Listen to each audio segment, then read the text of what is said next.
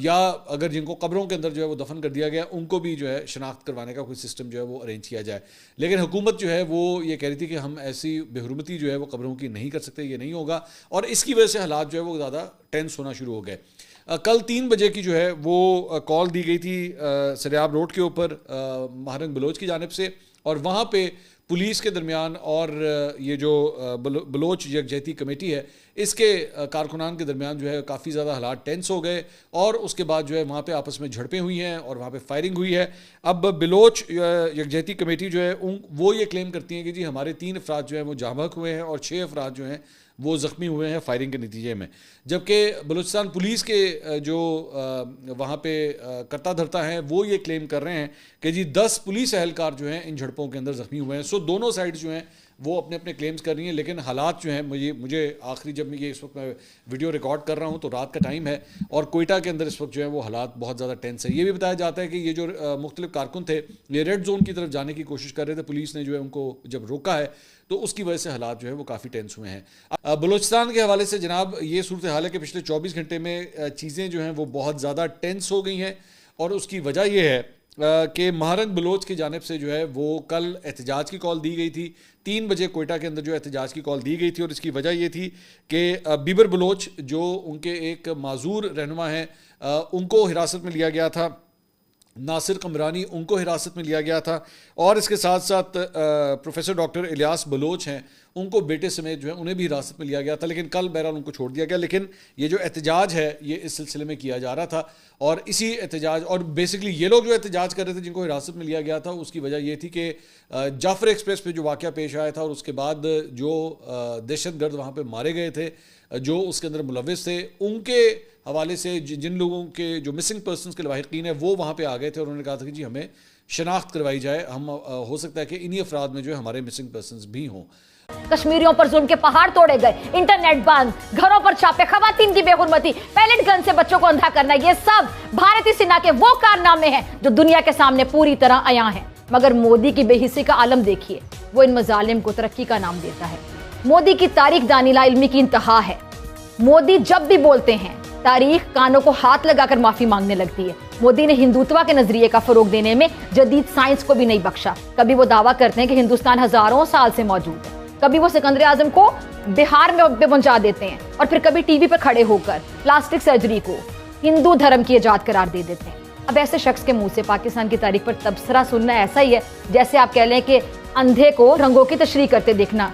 अब मोदी की जो पॉलिसीज हैं अमन से कोसों दूर है, किसको नहीं पता। मोदी का नारा है सबका साथ सबका विकास, मगर हकीकत में उनकी पॉलिसी क्या है? सबका इस्तेकाल, सबकी बर्बादी। और उनकी पॉलिसीज के बायस भारत में अकलियतें, माइनॉरिटीज दब कर रह गई हैं, मईशत बर्बाद हो रही है, किसान खुदकुशियां कर रहे हैं, और खित्ते में भी मोदी की पॉलिसीज ने कशीदगी बढ़ा दी है। कभी नेपाल के साथ सरहदी तनाजा, कभी चीन से झड़पें, कभी श्रीलंका में दखल अंदाजी, और कभी बांग्लादेश से कशीदा ताल्लुकात। मोदी की भारतीय वजीर आजम नरेंद्र मोदी ने गुज़िश्ता हफ्ते पॉडकास्ट इंटरव्यू में पाकिस्तान को दहशतगर्दी का जिम्मेदार करार दिया। मोदी ने पाकिस्तान को खित्ते का विलन और खुद को मजलूम बनाकर पेश करने की कोशिश की। नार्सिज्म का शिकार नरेंद्र मोदी अपने आप को एक तारीख साज हिंदू लीडर साबित करना चाहता है। भारत में अगर बादल भी गरजें तो फौरी तौर पे उसे दहशतगर्दी का नाम देकर उंगली पाकिस्तान की तरफ उठा दी जाती है। नरेंद्र मोदी का पाकिस्तान पर इल्जाम लगाना ऐसा है जैसे बिच्छू दूसरों को जहर आलूद होने का ताना दे। खुद को अमन का ठेकेदार जाहिर करने वाले नरेंद्र मोदी दरअसल खित्ते में बदअमनी के सबसे बड़े सहूलतकार हैं। उनकी पॉलिसीज नफरत, तासुब, तशद्दुद के सिवा कुछ भी नहीं। गुजरात से लेकर कश्मीर, खालिस्तान से लेकर मणिपुर तक हर जगह नरेंद्र मोदी के मुजालिम की दास्तानें बिखरी पड़ी हैं। मगर मजाल है कि वो अपने गिरेबान में कभी झांक कर देखे। झूठ, प्रोपेगेंडा, मुनाफकत, ये है मोदी सरकार का असल और मकरू चेहरा। मोदी का सियासी करियर झूठ, प्रोपेगेंडा, नफरत की बुनियाद पर खड़ा है। 2002 के गुजरात फसादात जिसमें हजारों मुसलमानों का कत्लेआम हुआ, आलमी मीडिया ने उन्हें गुजरात का कसाई का खिताब दिया, मगर वो बेशर्मी से खुद को दुनिया का सबसे बड़ा सो कॉल्ड जमहूरी लीडर कहलवाने पर बाजिद हैं। और खून आशाम भेड़िया, अमन की मकारी चाणक्य के पैरोकार की ये असल फितरत है। इंतहा पसंद मोदी सरकार की हुकूमत में अकलियतें गैर महफूज हैं। गाय के नाम पर मुसलमानों को कत्ल किया जाता है, और जो क्रिश्चियंस हैं उनके चर्च जलाए जाते हैं। सिख रहनुमाओं को सरेआम कत्ल कर दिया जाता है। जो मोदी अपने ही मुल्क के शहरियों को तहफ्फुज नहीं दे सकता, वो पाकिस्तान को इखलाकियात का दर्स देने चला है। ये वैसा ही है जैसे दरिंदा शिकार को रहम का सबक पढ़ाए। कश्मीर मोदी की बर्बरियत का सबसे बड़ा सबूत है। 5 अगस्त 2019 किसे याद नहीं होगा, जब नरेंद्र मोदी ने मकबूजा जम्मू कश्मीर की खुसूसी हैसियत खत्म करके वहां बदतरीन जबर का जुल्म का आगाज किया। जय हिंद दोस्तों, जैसे कि आप सबको पता है कि पाकिस्तान में बलूच आंदोलन अपने चरम पर है। इसी के दौरान बलूचों की नेता महरंग बलोच को भी पाकिस्तानी आर्मी ने गिरफ्तार कर कर अंदर डाल दिया है और इससे ज़्यादा और उनके ऊपर अन्याय किया जा रहा है कि जिसकी कोई हद नहीं दिखती। दरअसल ये बलूची प्रदर्शन कर रहे थे और उनको गिरफ्तार कर लिया गया। इससे पहले भी पाकिस्तानी सेना ने जिस तरह आतंक फैलाया है उसका मुकाबला करना मुश्किल दिखता है। दरअसल पाकिस्तानी आर्मी कोई बड़ा प्लान बना रही थी, उससे पहले ही बलूचियों ने अपने प्रदर्शन शुरू कर दिए। अभी हुए आतंकी हमले में भी पाकिस्तान के काफ़ी सैनिक उधर मारे गए हैं। दरअसल बलूचों ने तय कर लिया है कि वे अब अन्याय नहीं सहेंगे। उनके काफ़ी लोग मारे जा रहे हैं और काफ़ी लोग गुमनाम भी है। अब ये सेना की जिम्मेदारी बनती है कि उन गुमनाम लोगों को बलोचों को सौंपा जाए, या उनकी ज़िंदा सौंपा जाए या फिर उनकी लाशें ही सौंपी जाए, लेकिन ऐसा नहीं हो रहा। इसी का खिलाफत करने के लिए महरून बलोच भी उठ खड़ी हुई है। अभी पाकिस्तानी सेना के लिए ये बड़ा मुश्किल समय है। पाकिस्तानी सेना अपने अन्याय भरे कामों के लिए तो जानी जाती है, लेकिन ऐसे किसी नेता को गिरफ्तार कर कर लाना भी उसकी कोशिशों में शामिल रहा है। अब बलोच आंदोलन को दबाना इतना आसान नहीं दिखता। बलोचों ने अभी पिछले दिनों ही ट्रेन पर ज़बरदस्त हमला किया था और उसके बाद फिर एक बस पर भी हमला किया जो कि सुरक्षा बलों से भरी हुई थी। इसी बात को लेकर पाकिस्तान में हाहाकार मचा हुआ है। इसी दौरान सरकार ने भी महरून बलोच को गिरफ्तार करके एक नया पंगा खड़ा कर दिया है। अब देखना होगा कि बलोच क्या करते हैं क्या नहीं, जबकि पाकिस्तानी सेना कोई बड़ा ऑपरेशन करने की फिराक में लगी हुई है। वो बलोचों पर बड़ा हमला करने की फिराक में है, लेकिन बलोच ने भी कमर कस रखी है कि इस बार वो नहीं झुकेंगे और अपने लोगों का पता निकाल के ही रहेंगे और अपनी ज़मीन को लेकर ही रहेंगे, ऐसा लगता है। अब देखना होगा कि क्या होता है। पाकिस्तानी सेना जो कि पूरे देश पर काबिज है और वहाँ के लीडरों की नेताओं की कहीं कुछ नहीं चलती, वो अब इसका पूरा फ़ायदा उठा रही है। अब देखना होगा कि महरून बलोच के गिरफ्तार होने के बाद बलूचिस्तान में क्या स्थिति बनती है। दरअसल पूरी पाकिस्तानी सेना भी आतंकित नज़र आती है।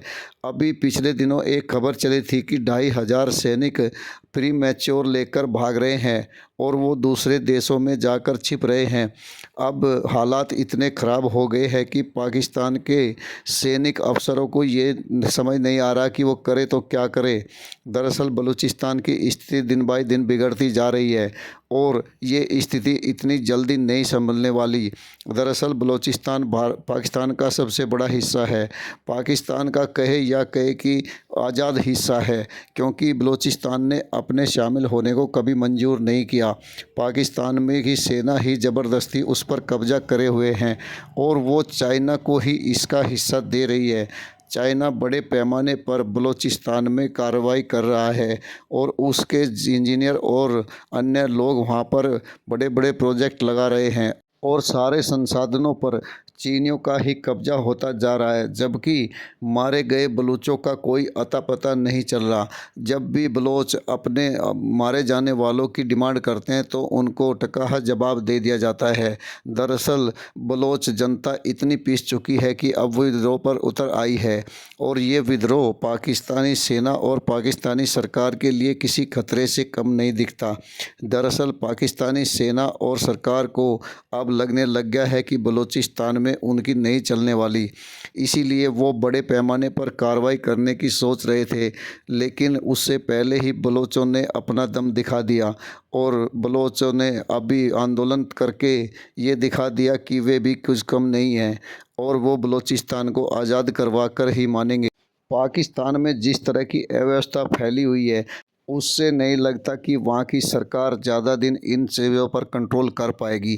कंट्रोल करने की असलियत में उसकी नीयत भी नहीं दिखती, क्योंकि सारी पावर तो सेना के हाथ में है और सेना कभी नहीं चाहेगी कि उसके चंगुल से बलूचिस्तान या अन्य कुछ चीज़ निकल सके।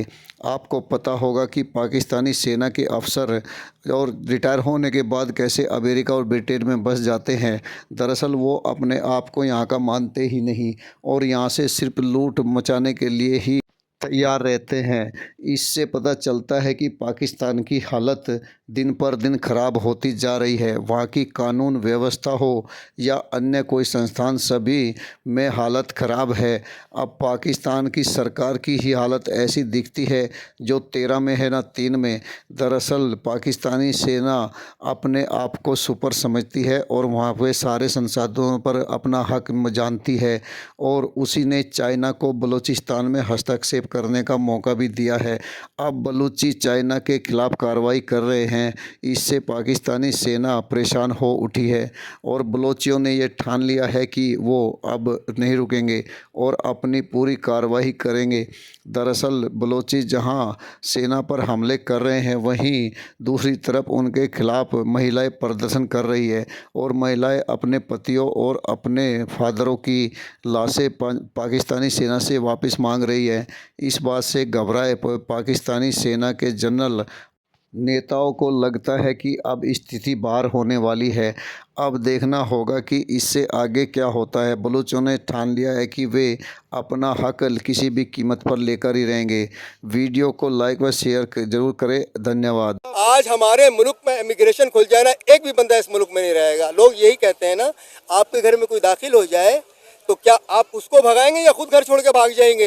भगाएंगे। कौम के ज़हनी पस्ती की हालत देख ले, ये खुद भागने पे राजी हैं, उनको भगाने पे राजी नहीं। कौम 75 सालों में नहीं जब बनती तो 5000 सालों में बनती है। सुने 1947 में दोनों मुल्क एक साथ आजाद हुए, आज वो चांद पे पहुंच गए हैं। किसने कहा आपको? किसने कहा? सर सारी दुनिया देख रही है। हिंदू कब से है? हिंदू कब से है? बड़े सगीर पाको हिंद 1947 में। छोटी बात बताएं, हिंदू कब से है? हिंदू 5000 साल तो बड़े पुराने हैं। फिर उनकी कौम बनी हुई थी ना। चुन चुन के मारना चाहिए। अच्छा। यस, अगर उनके हमने एक मुतालिबा मान लिया तो 10 और पेश करेंगे, 20 और नहीं। दुश्मन के किसी मुतालिबे पे बात नहीं हो सकती। हाँ, अगर वो सरेंडर करें, वो सरेंडर करे पाकिस्तान का, इनको पाकिस्तान को बिल्कुल बात हो सकती है। आपने दाढ़ी रखी हुई है ना?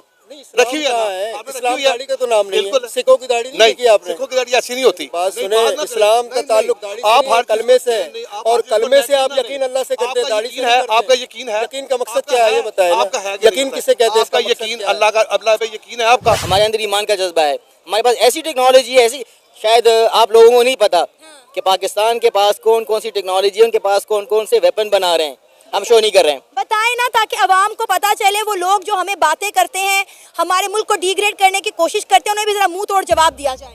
मैडम, सबसे बड़ी बात एटम बम। आपने सुना और देखा किस तरह मेहरान बलोच को गिरफ्तार करके जेल में ले जाया गया। दरअसल पाकिस्तानी सेना को भी ये भी समझना होगा कि मेहरान बलोच के पीछे द्वारा बलोचिस्तान खड़ा है और उसको गिरफ्तार करने से ज़्यादा वहाँ की जनता के ऊपर ध्यान देना ज़रूरी है।